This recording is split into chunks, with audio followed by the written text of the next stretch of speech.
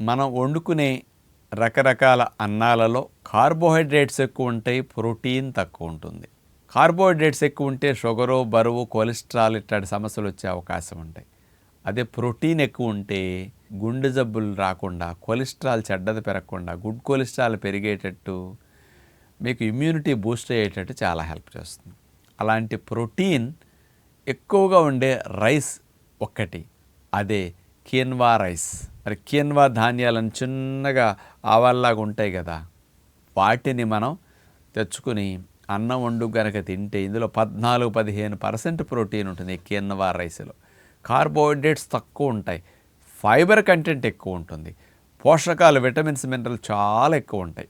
అలాంటి కిన్వా రైస్ని మీరు ఎప్పుడైనా అన్నం తినాలన్నప్పుడు దాన్ని వండుకుంటే హై ప్రోటీన్ అనమాట. కొంతమందికి ఈ మధ్య తోటకూర విత్తనాలు కూడా దొరుకుతున్నాయి, మార్కెట్లో అమ్ముతున్నారు అన్నంగా వండుకు తినడానికి. విరివిగా పండించినప్పుడు రేటు తగ్గుతుంది కదా, అలాంటి తోటకూర విత్తనాలను కూడా మీరు కిన్వా రైస్కి ఆప్షనల్గా అప్పుడప్పుడు వాడుకోవాలంటే వాడుకోవచ్చు. ఇలా తోటకూర విత్తనాలని చక్కగా అన్నం వండుకోండి, మెత్తగా ఉంటుంది. దీనికంటే కొంచెం ప్రోటీన్ ఎక్కువ ఉంటుంది, ఫైబర్ ఎక్కువ, కార్బోహైడ్రేట్స్ తక్కువ. కాబట్టి అలాంటి ఫస్ట్ ప్రయారిటీ కిన్వా రైస్కి ఇవ్వండి. నెక్స్ట్ ప్రయారిటీ మరి తోటకూర విత్తనాలు అన్నానికి.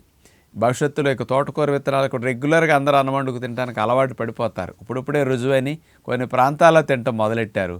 కానీ అట్లాంటిది మీరు ఇప్పుడు కిన్వా రైస్తో తోటకూర విత్తనాలు కూడా అన్నం వండుకు కనుక మీరు తినగలిగితే ఒకరోజు అది చాలా చాలా మంచిదన్నమాట. అంటే అనేక రకాల లాభాలు మనకి రావడానికి ప్రోటీన్ బాగా అందాలి. ప్రోటీన్ డెఫిషియన్సీ 190% మందికి ఉంది. ఆ డెఫిషియన్సీని సవరించుకోవడానికి high protein quinoa rice, high protein తోటకూర గింజల అన్నం చాలా బాగా మంచిదని విజ్ఞప్తి చేస్తూ నమస్కారం.